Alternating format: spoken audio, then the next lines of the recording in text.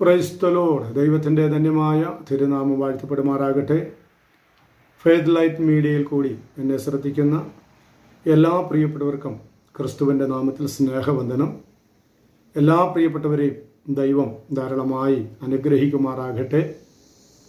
ഇന്ന് പകൽക്കാലത്തെ ചിന്ത എന്ന് പറയുന്നത്, നിങ്ങൾ ഹൃദയ വേദനയോടെ ഇരിക്കുന്ന പ്രിയപ്പെട്ടവരാണോ? ഹൃദയം പലതിനെ ചൊല്ലി കലങ്ങി വ്യാകുലപ്പെട്ടുകൊണ്ടിരിക്കുന്ന സാഹചര്യമാണോ? പല വിഷയങ്ങൾക്കും പ്രാർത്ഥിച്ചിട്ടും മറുപടിയില്ലാതെ നിങ്ങളുടെ ഹൃദയം കലങ്ങി മറിഞ്ഞിരിക്കുന്ന ഒരു സാഹചര്യമാണോ? എവിടെ കടന്നുപോയിട്ടും എന്ത് ചെയ്തിട്ടും ഒരു വിടുതലും ഒരാശ്വാസവും ലഭിക്കാതെ നിങ്ങളുടെ ഹൃദയം കലങ്ങി മറിഞ്ഞിരിക്കുന്ന ഒരു സാഹചര്യമാണോ? ദൈവാത്മാവ് വചനത്തിൽ കൂടി വ്യക്തമായി വിളിച്ചു പറയുന്നു, ആമേ, നിങ്ങളുടെ ഹൃദയം കലങ്ങിപ്പോകരുത്, ദൈവത്തിൽ വിശ്വസിപ്പിൻ. ആമേൽ യോഹന്നാന്റെ സുവിശേഷം 14-ാം അധ്യായത്തിൻ്റെ 1-ാം വാക്യത്തിലാണ് ആ മർമ്മം കാണാൻ കഴിയുന്നത്. നിങ്ങളുടെ ഹൃദയം കലങ്ങിപ്പോകരുത്, ദൈവത്തിൽ വിശ്വസിപ്പിൻ.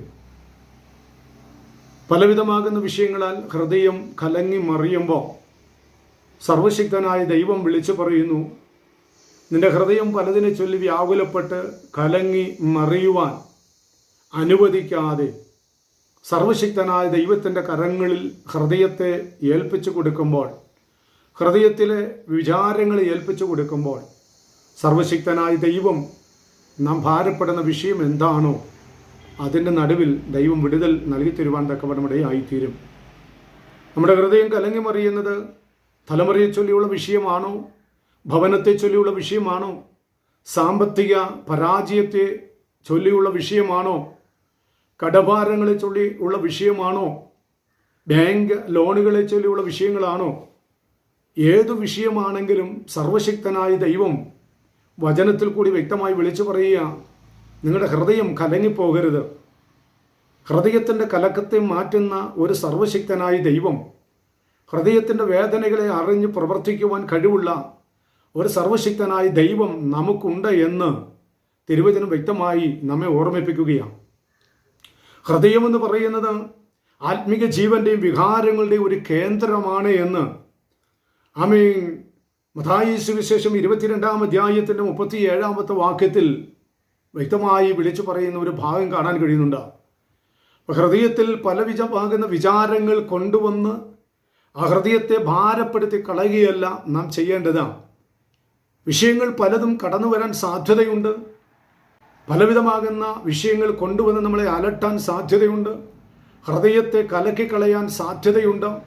എന്നാൽ സർവശക്തനായ ദൈവം വിളിച്ചു പറയുന്നു, ഹൃദയം പലവിധമാകുന്ന വികാരങ്ങളുടെ ഒരു കേന്ദ്രമായി മാറിക്കൊണ്ടിരിക്കുമ്പോൾ വചനവെളിപ്പാടിൽ കൂടി പറയുന്നു, നിന്റെ ഹൃദയം കലങ്ങിപ്പോകാതെ ക്രിസ്തുവിൽ വിശ്വസിക്കാൻ നീ തയ്യാറാകുമ്പോൾ നിന്റെ വിഷയം എന്താണോ, പ്രാർത്ഥിക്കുന്ന വിഷയം എന്താണോ, നീ കണ്ണുനീരൊഴുക്കുന്ന വിഷയം എന്താണോ, ദൈവാത്മാവിൻ്റെ അത്ഭുതകരമായ ദൈവപ്രവൃത്തി അവിടെ വെളിപ്പെടുത്തി ഹൃദയവിചാരങ്ങളെ അറിഞ്ഞ് പ്രവർത്തിക്കുവാൻ കഴിവുള്ള ഒരു ദൈവം ആമേ നമ്മുടെ വിഷയത്തിന് പരിഹാരം നൽകി തരുവാൻ തക്കവണ്ണം ആയിത്തീരും.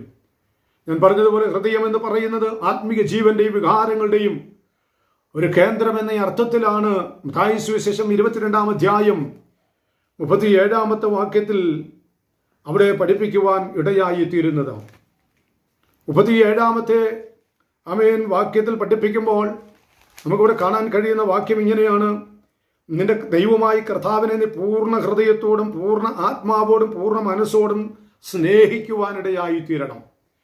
അപ്പോൾ വിഷയത്തിൽ ഭാരപ്പെട്ട് വേദന അനുഭവിച്ച് ഹൃദയം കലങ്ങിപ്പോകുവാൻ ഇടവരാതെ ആമേ മത്തായി സുവിശേഷത്തിൽ പറയുന്നത് പോലെ, ആമേ 37-ാം വാക്യത്തിൽ പറയുന്നത്, ആമേ ദൈവമായ കർത്താവിനെ നീ പൂർണ്ണ ഹൃദയത്തോടെ പൂർണ്ണ ആത്മാവോടും പൂർണ്ണ മനസ്സോടും ആമേ കൂടെ സ്നേഹിക്കുവാൻ തയ്യാറാകുമ്പോൾ പൂർണ്ണ മറ്റെല്ലാ ചിന്തകളെയും മാറ്റി കലക്കത്തെ കൊണ്ടുവരുന്ന, ഹൃദയത്തെ കലക്കുന്ന ഈ അനുഭവങ്ങളെ കൊണ്ടുവരുന്ന, ഹൃദയവിചാരങ്ങളെ മാറ്റിമറിക്കുന്ന അനുഭവങ്ങളെ കൊണ്ടുവരുന്ന ആ സാഹചര്യങ്ങളെ മാറ്റി ദൈവാത്മാവ് വ്യക്തമായി വിളിച്ചു പറയുക, പൂർണ്ണ ഹൃദയത്തോടെ പൂർണ്ണ ആത്മാവോടെ ആമേ ദൈവത്തെ സ്നേഹിക്കുവാൻ ഇടയായി തീരുമ്പോൾ ആമേൻ, ഞാനും നിങ്ങളും അനുഭവിക്കുന്ന വിഷയം എന്താണെങ്കിലും സർവശക്തനായ ദൈവം അവിടെ നമുക്ക് വേണ്ടി പ്രവർത്തിക്കുവാൻ തക്കവണ്ണം ഇടയായിത്തീരും.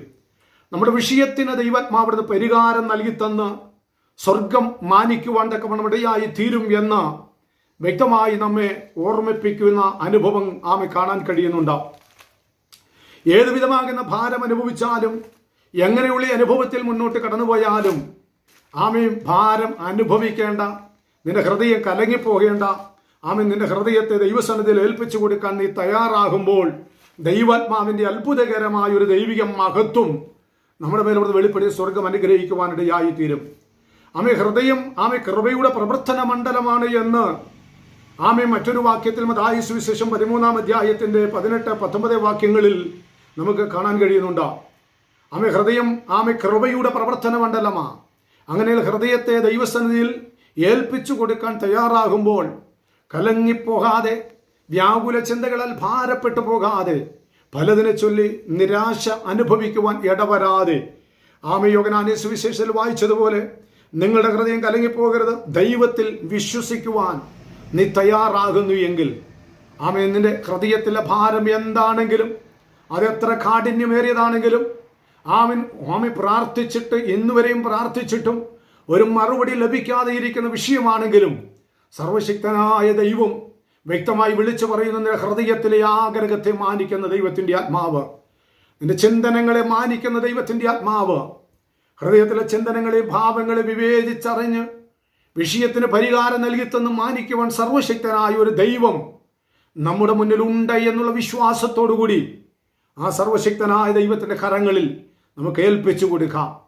ഏത് ഭാരമുള്ള വിഷയമാണെങ്കിലും, ഏത് പ്രയാസമുള്ള വിഷയമാണെങ്കിലും, മനുഷ്യനാൽ അസാധ്യമെന്ന് വിധി എഴുതുമ്പോൾ സ്വർഗം പറയുന്നു, നിന്റെ ഭാരത്തെ മാറ്റുന്ന ദൈവം, നിന്റെ ഹൃദയ വിചാരങ്ങളെ മാറ്റുന്ന ദൈവം, നിന്റെ ഹൃദയത്തിന്റെ കലക്കത്തെ മാറ്റുന്ന ദൈവം, പൂർണ്ണമായി വിടുതലും ആശ്വാസം നൽകി തരുന്ന ആ സർവശക്തനായ ദൈവത്തിന്റെ കരങ്ങളിൽ ഏൽപ്പിച്ചു കൊടുത്ത പ്രത്യാശയുള്ളവരായി മുന്നേറുവാൻ, വിഷയത്തിന് പരിഹാരം ലഭിക്കത്തക്ക നിലയിൽ ആണ്ടുകളായി പ്രാർത്ഥിച്ചിട്ടും മറുപടിയില്ലാതിരിക്കുന്ന വിഷയത്തിന് പരിഹാരം നൽകിത്തരുമെന്നുള്ള വിശ്വാസത്തോടെ ആ സർവശക്തനായ ദൈവത്തിന്റെ കരങ്ങളിൽ ഏൽപ്പിച്ചു കൊടുക്കാം. വചനം ഒന്നുകൂടി വായിക്കുന്നു, നിങ്ങളുടെ ഹൃദയം കലങ്ങിപ്പോകരുത്, ദൈവത്തിൽ വിശ്വസിപ്പീൻ. കർത്താവിൽ വിശ്വസിക്കുവാൻ തയ്യാറാകുന്ന ദൈവമക്കളെ, നിങ്ങളുടെ വിഷയം എന്തും ആയിക്കോട്ടെ, അതിന് സർവശക്തനായ ദൈവം മറുപടിയെ നൽകി തന്ന്, പരിഹാരത്തെ നൽകി തന്ന് സ്വർഗം മാനിക്കുവാൻ ശക്തനായ ദൈവമാണ് എന്ന് ഇന്ന് പകൽക്കാലം ദൈവവചനത്തിൽ കൂടി ആലോചന അറിയിക്കുന്നു. ദൈവം നമ്മെ അനുഗ്രഹിക്കുമാറാകട്ടെ. സ്തോത്രം.